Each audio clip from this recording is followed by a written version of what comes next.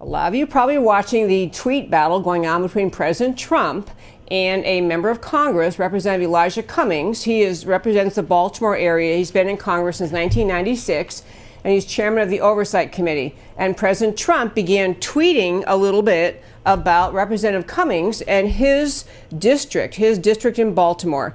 And in particular, President Trump, he used some pretty rough language. He was making reference to the fact that Elijah Cummings has been representing that district since 1996, and it's kind of a mess. I'll tell you about that in a moment. But part of what President Trump was also making reference to when he called Elijah Cummings a brutal bully, he was making reference to the way Elijah Cummings spoke to, yelled at members of the Border Patrol when they came before his House Oversight Committee. So President Trump tweeted about that. He talked about how he referred to Elijah Cummings as a brutal bully, shouting at the men and women of the Border Patrol. And then he also went on to say, says Trump in a tweet, his Baltimore district is far worse and more dangerous. So he's saying the district that Cummings represents is far worse than the danger Cummings is talking about at America's border. He says his district is considered the worst in the USA, one of the worst in the USA. I want to hit three personal points about this and then make some other observations that others have made in the past. Number one, my husband and I actually lived in Maryland. We lived in the northern suburbs outside of Washington, D.C. before we moved to Texas many years ago. This was between 96 and 2000. At that time, in Baltimore, there's a lovely area called the Inner Harbor.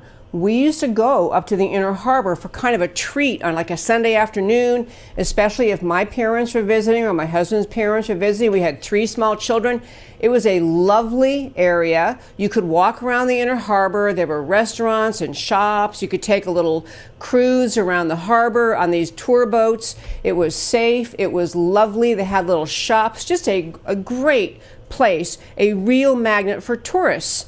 That place is like a crime zone these days. I read just today, I tried a quick Google, because I've been reading a lot about it, but the kinds of things that happen now in the Inner Harbor, what used to be this just really quaint and wonderful development for the city of Baltimore. They have gangs showing up on weekends. They have people robbed at gunpoint. They have people beaten. Tourists who are just doing something as easy and simple as trying to walk into a restaurant, beaten by local people, local crowds of gang members.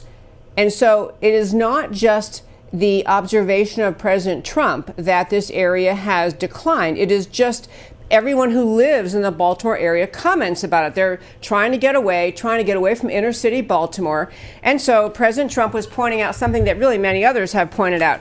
I want to make a few, my second point is, as always is the case, when the Democrats don't like to have one of their own criticized, instead of responding, acknowledging how bad the scene is in Baltimore, I'll tell you in a moment just how bad it is, but instead of responding and saying, well, we have this program in place, or we have problems because of this, or we think that, we have a proposal to fix this, what do you think? They instantly, as they always do, go to the accusation of racism. And that was, of course, what just spewed out of the mouths of numerous Democrats the moment that that Trump started his tweet storm. And the one comment particularly I wanted to share was by Representative Rashida Tlaib. She's a Democrat from Michigan. She's one of the freshman 4, the squad.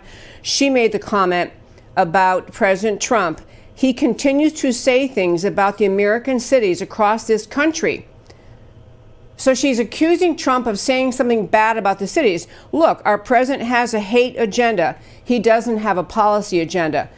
This accusation she is making, and she talked about hate. Many other people on the Democrat side in Congress made references to, well, Trump only said this because he's a racist. Obviously, because Representative Elijah Cummings happens to be black, it must be that is the reason that President Trump is pointing out the situation in Baltimore. Folks, Trump is pointing out the situation in Baltimore to make the stellar point that Democrat policies hurt poor people. Democrat policies especially hurt poor people of color, to use the trendy term. The inner cities of America, which many have a majority or a significant minority black population, have suffered under Democrat rule for decades. They are all crumbling. I'm going to give you some of that data in a moment. But is this accusation or this statement that President Trump made in his tweets is pointing out what really happens to cities around this country when they submit to the left-wing Democrat mindset. It's a great, great thing. It was another strategic move by President Trump. He's forcing the Democrats to have to either defend the policies and defend the conditions in these inner cities, which they can't do. There's nothing to defend about inner city Baltimore, Atlanta, Los Angeles. I mean, the list goes on and on and on. There was actually a particular statement that President Trump made about Baltimore being rat infested, and that did not sit well, of course, with the left. But I'll tell you, it is so bad that NPR, who loves Democrats and loves liberalism, NPR actually did a special in 2018, a special talking about the rat problem in Baltimore. In fact, they called it the Rat Film documentary. It was about Baltimore's rodent problem just last year. PBS, who loves liberals and loves big government and loves Democrats, had to point that out. But even worse than that, all these Democrats trying to criticize President Trump, and how could you say that? You must be saying it because you're a racist. These are people who've complained about the inner city and pointed out the horrific conditions themselves. A key figure being Democrat presidential candidate Bernie Sanders. Bernie Sanders actually made a visit to Baltimore during 2015 when he was trying to win the Democrat nomination, which Hillary won, but he was trying to win it. Bernie Sanders, made a visit to Baltimore, and during that visit referred to the city of Baltimore as a third world country. He went on and on and on about the poverty, the destruction, the rats, the filth, the dirt, the lack of education. He was brutal describing what Baltimore is really like. And I don't recall anyone in the Democrat media mob pointing out that Bernie Sanders was racist for pointing this out. Now, as you know, Elijah Cummings was still the member of Congress representing that area. The city's government has been Democrat and mostly black for decades. So Sanders could have easily been the recipient of criticism that, oh, hey, this is a racist thing to say. You can't say that. But no one would say that because he's Bernie Sanders. But I really want to get down to wrap up today's first five to say is this. Oh, actually, you know what? I started to pull stories to run through and point out that everybody and their brother in America who's ever been to Baltimore understands the problem. I'll tell you, the Baltimore Sun ran an op-ed in 2016 saying President Trump is right. Please declare Baltimore a disaster area and rebuild it. There was the homicide rate in Baltimore, second highest in the country. The rat infestation data about Baltimore at sixth highest in the country. Orkin lists it. Orkin, the people who fight rat infestations, lists it as the sixth most rat-infested city in the country. Nothing President Trump said was racist, and nothing he said was untrue. It simply rattled the left because it's again turning the focus on what exactly is the outcome of Democrat policies. Baltimore is a prime example. And the last point in today's first five is this. President Trump ran on the idea of draining the swamp. You likely recall that draining the swamp was very popular, still is today when he goes to his rallies, and had a lot to do with removing people who've been in government too long, who just stay in Washington, whether elected officials or members of the bureaucracy, people in the Trump and the Obama administration. It was people, number one. It was also policies and regulatory control, which the American left had grotesquely expanded under the Obama administration. The number of regulations had just skyrocketed and had stymied the growth of new businesses and small businesses. So drain the swamp meant get rid of people who've been there too long, get rid of policies and agencies and regulations that have been there too long. But the piece that this is relevant to today's story, drain the swamp also means the idea that we are going to be boldly able to talk about truth, about America, about inner cities, about Democrat policies, and not be shut down. If there ever was a person who is willing to speak the truth about the problems America faces, put them out in all cap letters in his Twitter feed, and take incoming criticism, take the attacks, and then fight back. This ongoing back and forth between Elijah Cummings and President Trump, gone several iterations. President Trump isn't backing down because the truth is the facts are on his side.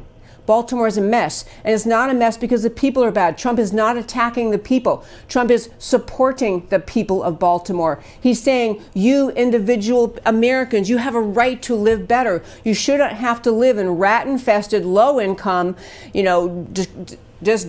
buildings that are destroyed or decaying. Neighborhoods are a mess. You deserve a better life. And there turned out there was somebody who lives in Baltimore who agreed with President Trump. And my extremely wonderful producer, Matt, has 2 clips of this woman. She's a Baltimore resident. She had a few things to say in response to this battle between President Trump and Elijah Cummings.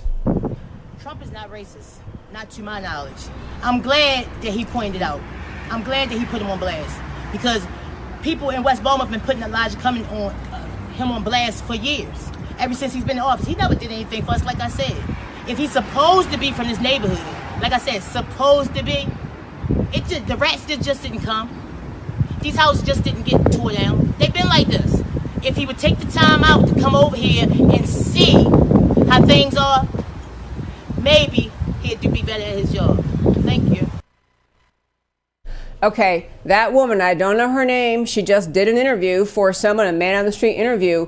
But she, if you couldn't catch it, was a little noisy because the wind was blowing. Oh, here she is. Give me one more little clip by her, and then I'll talk about her. Go ahead, please. Thank you. I was so excited when Ms. Kim told me how many hits that we got, and that the president actually responded to Elijah Cummings. And what he said was definitely true. He hasn't done anything for us. For the last, I think he's been in office over 20 years? 30? Okay, so I was like 18 back then, and he hasn't done anything for us. No cookouts, no shoe giveaway, no clothes giveaway, nothing for the, and then y'all want to know about the houses. He hasn't done anything. Today is Saturday, July the 27th, 2019, not 1819. It's today. She throws in, this is 2000, not 18, not 1819. Okay, why I wanted to play her was the people in Baltimore. You can see the neighborhood she's living in. If you watch the whole video, they went building after building and empty lots full of trash and garbage and rats. And she's saying the guy's been there since 1996. Now, maybe you don't think that Elijah Cummings ought to bring the kind of things that district she wants. She's saying, hey, he never is here. He never has cookouts for us. She's saying he never does anything for us. He never looks out for us. Who's he representing? And Trump is making the point pretty much Elijah Cummings is more concerned about non-citizens coming across the southern border and giving them as fast as he can a way to stay here, a way to be granted at least temporary amnesty, to disappear into one of our sanctuary cities. That those are the people that Elijah Cummings speaks up for, that he gets hysterical in Congress about talking to the Border Patrol, not about his own district which he's represented. It hasn't been, I know that tape said 30 years. I think it's been like 23, but still, long time. Baltimore's gotten worse and worse and worse and worse. And as I say, we lived in Maryland, in Maryland at the time he first elected to Congress. Inner Harbor was a lovely place. Now, when you look at things like TripAdvisory and other sources that you look to find out about travel information, you're warned about Baltimore. Don't go out at night. Don't go to the Inner Harbor at night. I mean, these are crazy things. And I'll bring it back to this is a very long first 5, but to bring it back to the closing point. These are solvable problems. These are problems that can be drained. This Drain the Swamp is actually change policies, speak up about things that somehow the left has tried to make a sacred cow. You can't talk about this. You can never discuss this. You can't really go there. President Trump is breaking all the rules. We're going to talk about racial problems. We're going to talk about the problems in the inner cities. We're not going to back down the moment someone on the left calls someone a racist. We're going to actually tackle these problems. The inner city poverty is not an unsolvable problem. It has seemed unsolvable because the American left has been in charge in those cities, and nothing good ever comes out of their policies. And that, my friends, is today's First 5.